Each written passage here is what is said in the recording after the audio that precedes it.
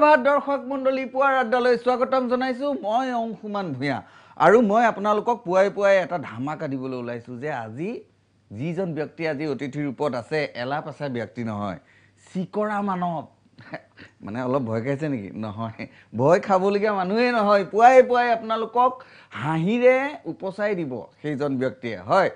আজি আমাৰ ষ্টুডিঅ'ত উপস্থিত আছে পুৱাৰ আড্ডাৰ অতিথি ৰূপে নীলোৎপল বৰুৱা আৰু লাহৰি ফুকনকটো চিনি পায়ে আপোনালোকে চানমাৰীৰ চান্দিনীৰ বিখ্যাত লাহৰি ফুকন আজি পুৱাৰ আড্ডাৰ অতিথিৰ ৰূপত আছে আমি তেখেতৰ লগত আপোনালোকক পোনপটীয়াভাৱে কথা পতাই দিবও পাৰিম গতিকে আপোনালোকে ফোন কৰিবলৈ নাপাহৰিব ফোন কৰিব পাৰিব কথা পাতিব পাৰিব আপোনালোকৰ সন্মুখত নীলোৎপল বৰুৱা হাজিৰ স্বাগতম জনাইছো নমস্কাৰ আয়ু আসলতে এই মানে ডায়লগৰ যোনটো মানে কোৱালিটি আৰু যোনটো এক্সপ্ৰেছন বিশেষকৈ চকুগীতা সেইটো কাৰণে আসলতে মই ফেন হৈ গৈছো বাপৰে থ্যাংক ইউ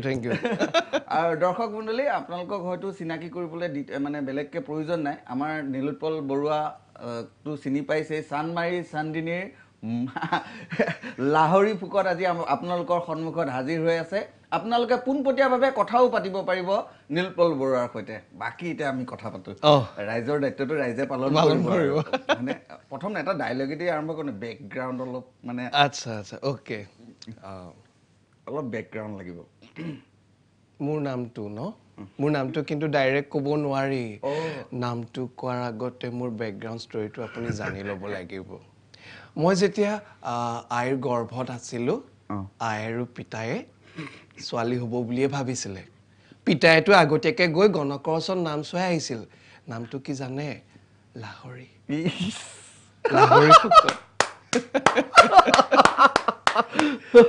খুব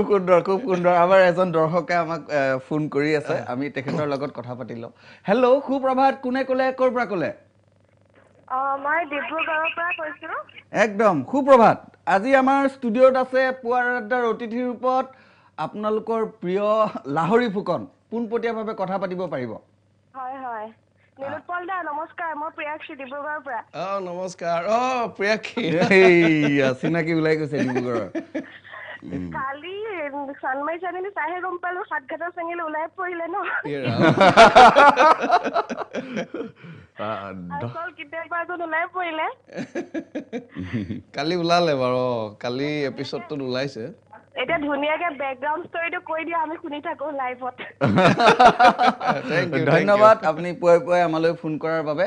আছেই যিহেতু মানুহজন আজি কথাটো ক'বই লাগিব আৰু কথাটো হৈছে হেৰি এতিয়া কথাটো ডিব্ৰুগড়ৰ কথাটো আহিলে এনে মানুহজন হ'ল গুৱাহাটীৰ এই কাহিনীটো অলপ বুজাই দিব লাগে ৰাইজ কনফিউজ হৈ আছে আচ্ছা মোৰ একচুৱেলি জন্ম ইয়াতে বেকগ্ৰাউণ্ড ষ্টৰিটো একচুৱেলি মোৰ জন্ম ইয়াতে মোৰ ঘৰ লেমৰোড জুৰপুখুৰীৰ ওচৰত কিন্তু দেউতাৰ চাকৰি সংক্ৰান্তত ডিব্ৰুগড়ত মোৰ মানে স্কুলিং তাতে মেট্ৰিক পাছ কৰিলোঁ তাতে থাকিলোঁ আমাৰ মানে সমাজখনো মানে অসমীয়া মানুহ আমি 7 ঘৰ আছিলোঁ বাকী গোটেই বেংগলী আমি মিক্স হৈ আছিলোঁ তাতে থাকিলোঁ তাৰপিছত মেট্ৰিক পাছ কৰাৰ পিছত ইয়ালৈ গুচি আহিলোঁ তাৰপিছতে দেউতাৰ ইয়াতে ৰিটায়াৰ হ'ল ইয়াতে আছোঁ এতিয়া ইয়াৰে লোকেল উজান বজাৰত আছোঁ যিহেতু এতিয়া উজান বজাৰ লেংগুৱেজটো মই শিকি ল'ব লগা হৈছে লোকেল হ'বলৈ অলপ কষ্ট কৰিব লগা হৈছে মানে জীৱনটো ক'বলৈ গ'লে এটা বৰ্ণময় ককটেইল কিবা এটা এনেকুৱা একদম আৰু কথাটো হৈছে ফোন আহি আছে আমি ফোনত কথা পাতিম কিন্তু আগৰখিনি কথাও আমি পাতিব লাগিব আগৰ সেই চিকৰা মানৱৰ ডাইলগো আমি ৰাইজক শুনাব বিচাৰিছোঁ কিন্তু ফোন আহি আছে এটা ফোন লৈ লওঁ চিয়ৰ হেল্ল' হয়তো কাট খাই গৈছে চাগে যিয়ে নহওক কথাটো হৈছে চিকৰা মানৱকতো ৰাইজে চিনি পায়েই চিকৰা মানৱৰ এটা ডাইলগ এবাৰ মৰম পত্নীত ৰাজকুমাৰ চৰিত্ৰটো কৰিছিলোঁ প্ৰণৱ বৰুৱা স্ক্ৰিপ্ট আৰু প্ৰণৱ বৰুৱাই এতিয়া চানমাৰী চান্দিনী লিখি আছে তাত চিকৰা মানৱ কেৰেক্টাৰটো আছিলে আমি ডাইলগটো শুনাৰ আগত এটা ফোন লৈ লওঁ চিয়ৰ হেল্ল' সুপ্ৰভাত কোনে ক'লে ক'ৰ পৰা ক'লে হেল্ল' হয় কোনে কৈছে ক'ৰ পৰা কৈছে আপোনাৰ হেৰিটো অকমান কম হৈছে হেল্ল' হয়তো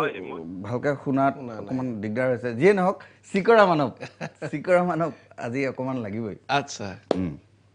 মই চিকৰা মানৱ এবাৰ ধৰিলো যেতিয়া ধৰিলো এৰি দিয়াত নাই ইটছ অল ৰাইট দেহা মাৰি দি মৰি থাকিবা চিনি পোৱা নাই মোক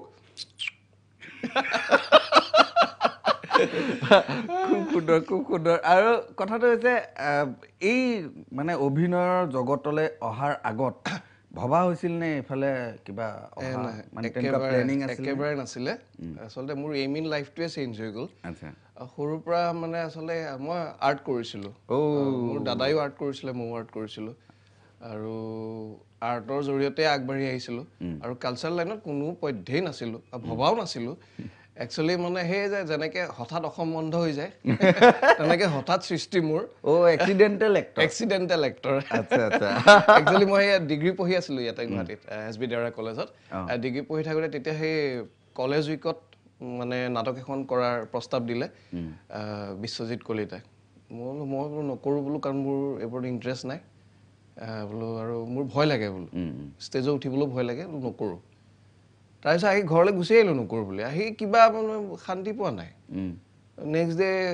ক্লাছ কৰি পেলাই বোলে ৰিহাৰ্চল হৈছিলে ৰিহাৰ্চলত বহি আছিলোঁ বহি পেলাই বোলো কি হ'ল মোৰ ওচৰত নাই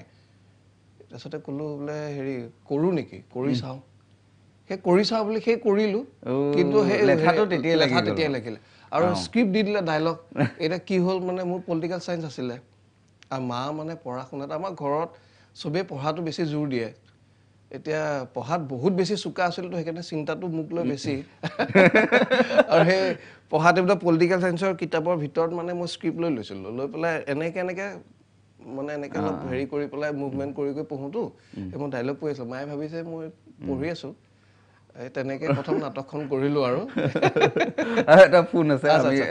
কথা পাতি লওঁ হেল্ল' সুপ্ৰভাত কোনে ক'লে ক'ৰ পৰা ক'লে মই ৰুদ্ৰপুৰ উত্তৰাখণ্ডৰ পৰা ত্ৰিবাংকু শৰ্মা একদম বা বহুত দূৰৰ পৰা ফোন কৰিলে আপোনাৰ অংশুমানৰটো ফ্ৰেণ্ড হয় আৰু ই মোৰ একচুৱেলি নীলপল খুব ভাল ভাইটি ধন্যবাদ আপুনি ইমান দূৰৰ পৰা পুৱাই উত্তৰাখণ্ডৰ পৰা ফোন কৰিছে আমাৰ ইয়াত শুই উঠাবলৈকে দিগদাৰ হৈছে মানুহক গগৈচাৰ মাতটোৱে সাৰ পোৱালা আচলতে হয় নেকি that is all very important matter হয়নে গাদীত নাথাকিলেও হয়নে নহয় ডিমাণ্ড এতিয়াও আছে আপুনিয়ে পাৰে আৰু কিবা এটা কৰিব হয় নেকি আচ্ছা যি কি নহওক আপুনি পুৱাই আমালৈ ফোন কৰিলে তাৰ বাবে ধন্যবাদ নীলোৎপল বৰা পোনপটীয়াভাৱে আছে আপুনি তেওঁক কিবা পৰামৰ্শ দিব পাৰে আপোনাৰ ভাইটিক সেইজনক পৰামৰ্শ দিব পৰা নাই মানে হেৰি সেইজনক পৰামৰ্শ দিব পৰা হোৱাগে নাই বেকগ্ৰাউণ্ড ষ্টৰী বেলেগ কৰি দিব খতৰনাক বস্তু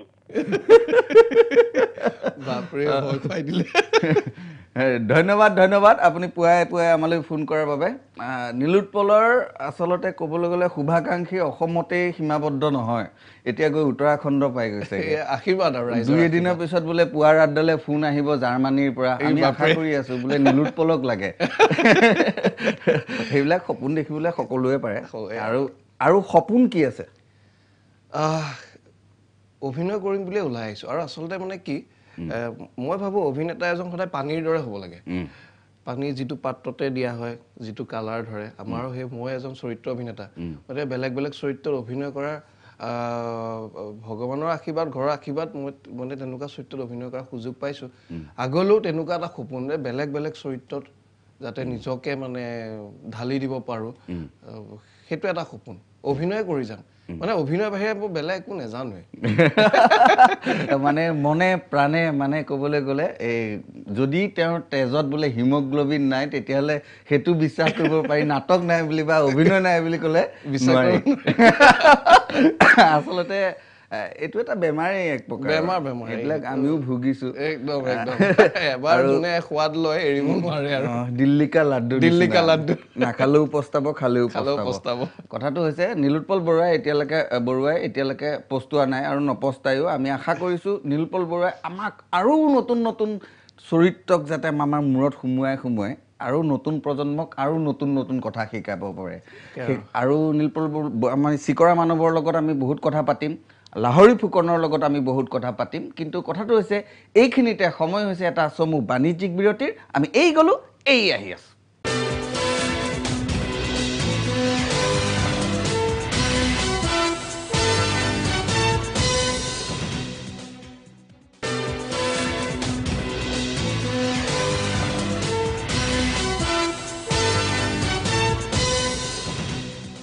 বিৰতিৰ পিছত স্বাগতম জনাইছো মই অংশুমান ভূঞা আপোনালোকে চাই আছে পুৱাৰ আড্ডা আৰু পুৱাৰ আড্ডাত আজি আমাৰ অতিথিৰ ৰূপত আছে লাহৰি ফুকন উৰফে নীলোৎপল বৰুৱা নে নীলোৎপল বৰুৱা উৰফে লাহৰি ফুকন নহয় প্ৰথম চিনাকিটো মোৰ নীলোৎপল বৰুৱা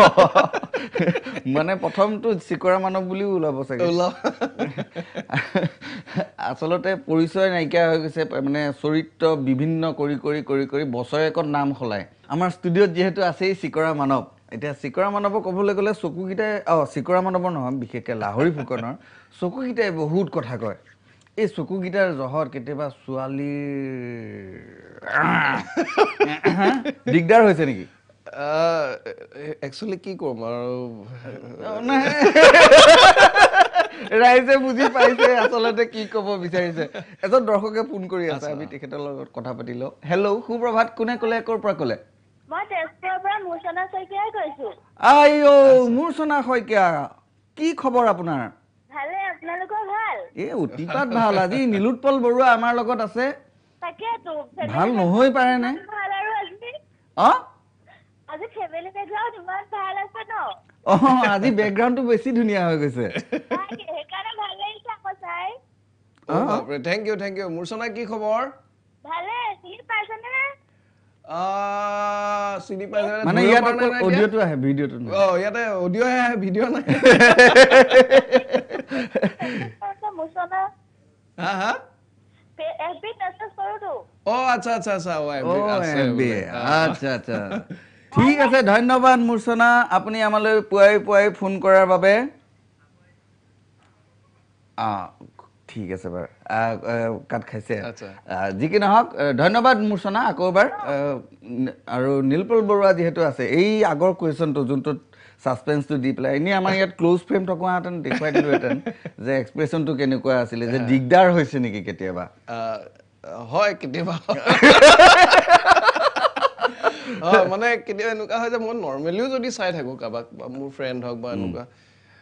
কয় চকুকেইটা আছে মই বোলো চকু আছে চাৱনিটো মই বোলো কি কৰিবা আৰু গড গিফ্ট এনেকুৱা এতিয়া কি কৰিম এতিয়া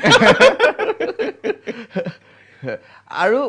এটা লাষ্ট এটা মানে লাহৰি ফুকনৰ এটা ডাইলগ আৰু ডাইলগটোৰ পিছতে আমি ৰাইজৰ পৰা বিদায় ল'ম ধুনীয়া এটা ডাইলগ